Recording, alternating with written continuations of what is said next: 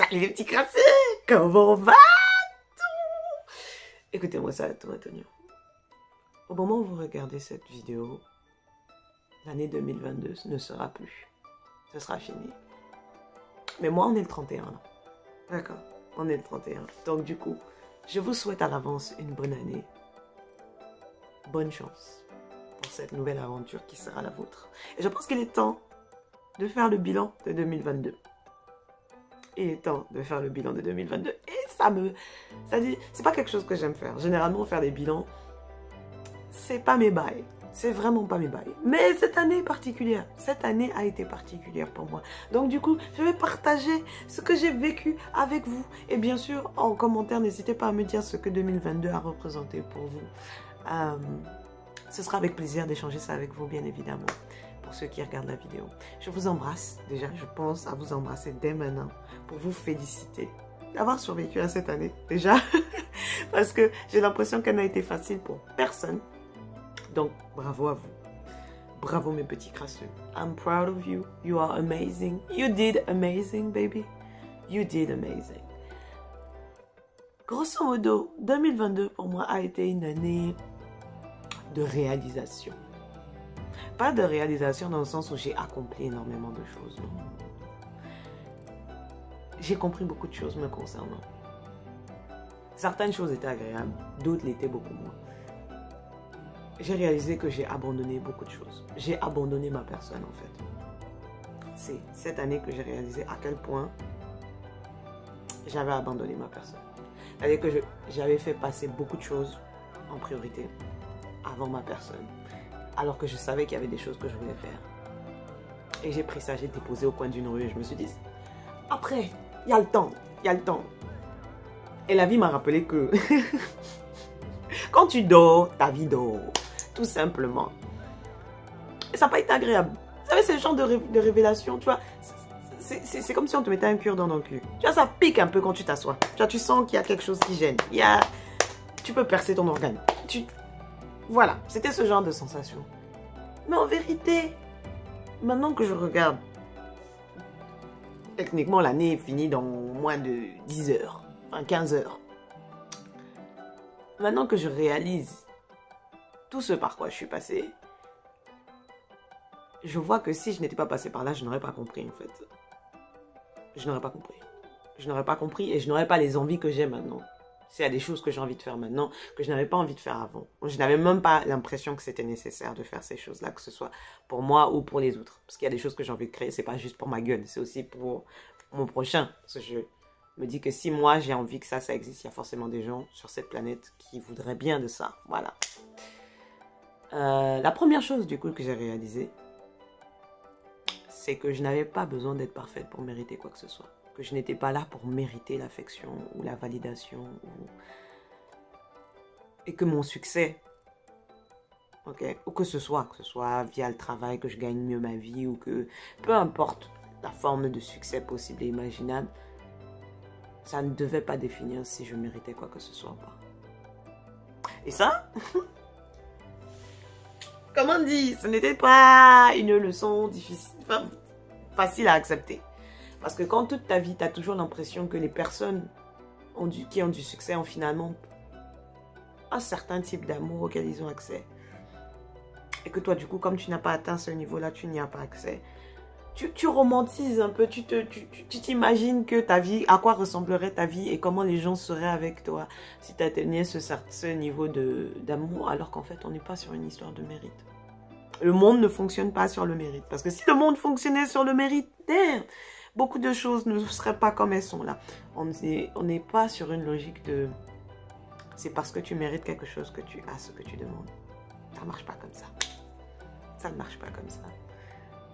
Et ça a été ma première réalisation. La deuxième réalisation, c'est à quel point je ne m'aimais pas.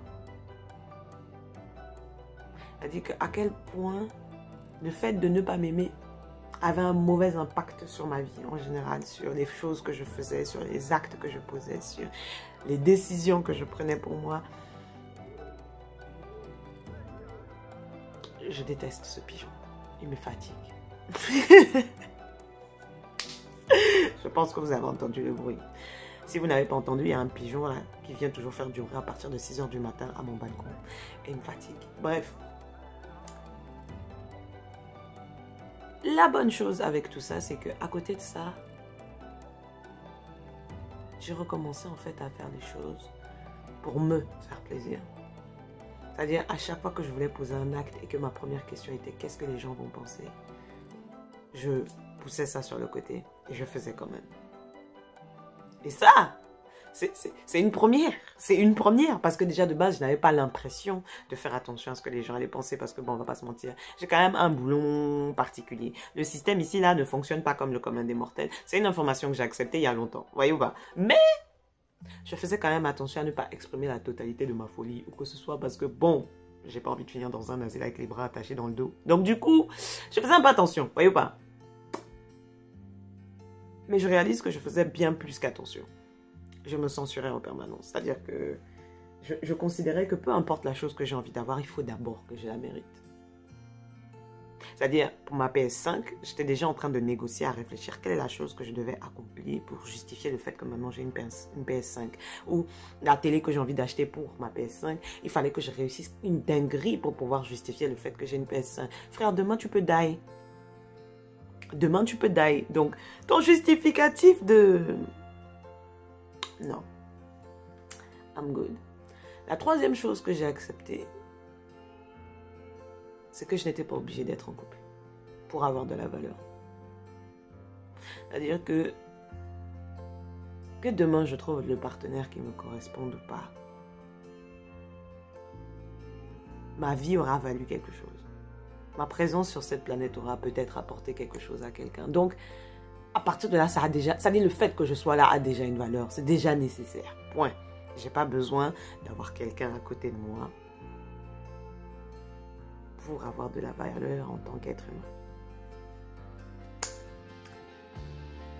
Et c'est une information fabuleuse parce que maintenant, il y a un certain quota de regard que j'avais sur moi là. Genre, quand la Saint-Valentin arrive ou que Noël arrive, que tu sais que tu vas voir la famille, qu'on va te poser la question que alors le boyfriend, tout ça.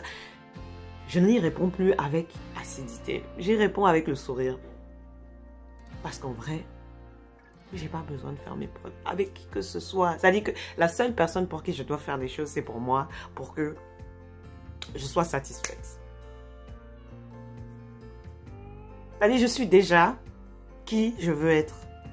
C'est juste que je ne pose pas les actes pour. Même toi qui regardes la vidéo, tu es déjà qui tu veux être de base. Si tu as une idée et que tu as envie de la faire, c'est parce que tu sais au fond que tu peux le faire. Pose les actes.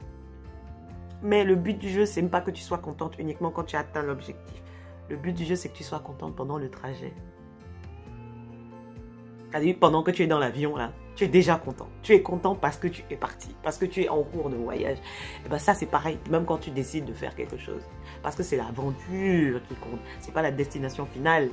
C'est pas le fait d'avoir vu la Tour Eiffel. C'est le fait d'avoir voyagé, fait tes bagages, pris l'avion, arrivé à l'aéroport, atterri, rencontrer d'autres personnes, discuter avec les gens, manger, rencontrer, voir ton hôtel, ta chambre d'hôtel. Tout ça jusqu'à la Tour Eiffel.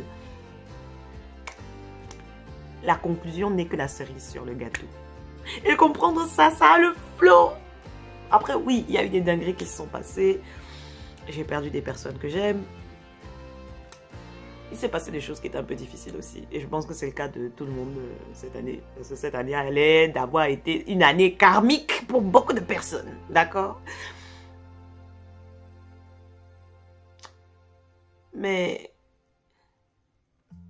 je pense qu'une partie de moi-même, ok, est en train de nouveau tomber amoureuse d'elle-même. Genre, je recommence à m'aimer un peu. À me dire, ah, je ne sens pas tant que ça les épices. En fait, c'est quand même utile quand j'ai quand même je suis quand même petite pomme de terre farcie au lardon. Tiens, bah, on est là-bas. Et du coup, j'ai envie de m'offrir les meilleures choses. Et il y a des choses que j'avais envie de m'acheter, que je n'osais pas m'acheter, parce que je considérais que j'étais trop bas et que je ne méritais pas ces choses que je visais. Alors que ces choses-là sont supposées embellir ta vie, te donner une envie de vivre des aventures.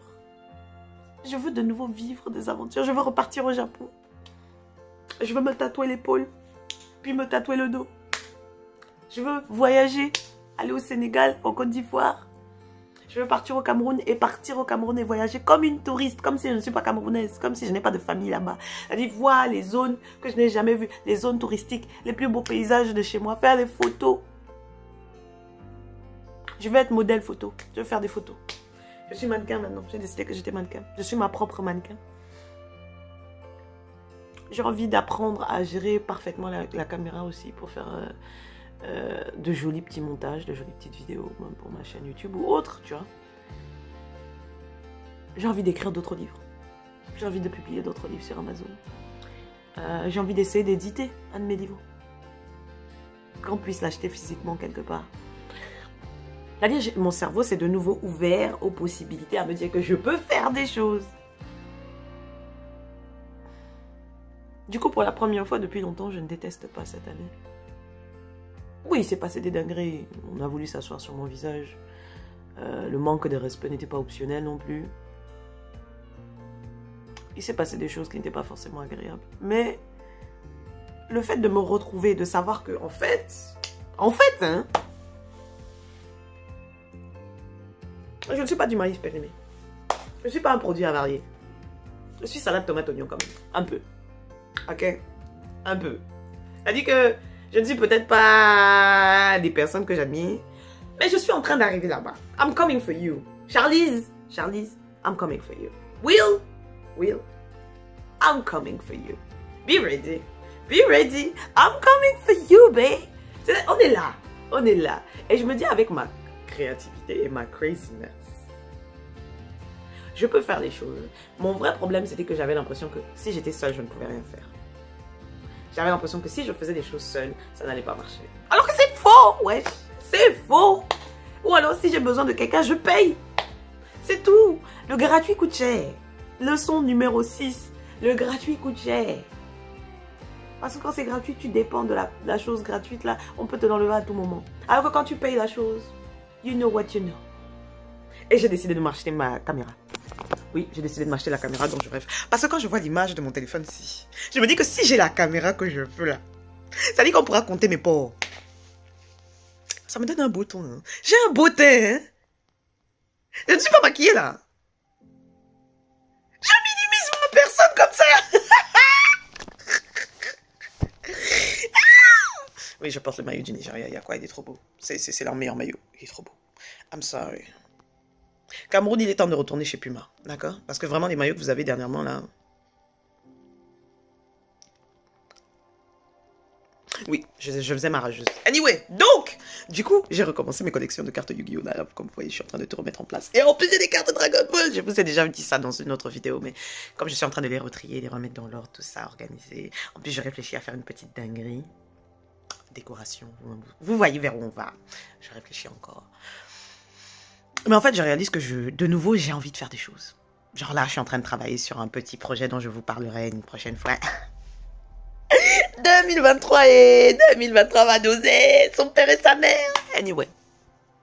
Mes chéris, je fais cette vidéo en vrai, juste pour vous dire que je ne sais peut-être pas ce par quoi vous êtes passés. Ok, je ne sais peut-être pas les dingueries par lesquelles vous avez dû passer. D'accord? Mais je suis avec vous. On est ensemble dans cette sauce. Et rappelez-vous que rien n'est définitif. À part la mort. Et encore même la mort là, ça ressemble plus à un recyclage qu'autre chose. Mais bon, anyway, ce n'est que mon avis. Donc, 2023 est un nouveau départ. Prenez les décisions que vous voulez. Et vivez pour vous, wesh. Je voulais dire wesh, j'ai dit wish. Anyway, vivez pour vous. Vivez pour vous. Parce que personne ne vivra pour vous. I said what I said. Anyway, ce fut sympathique de passer l'année 2022 avec vous. Vraiment agréable. Et j'espère que 2023 va être encore plus intense. Parce que là maintenant, on va faire des dingueries. De grosses dingueries. Bisous.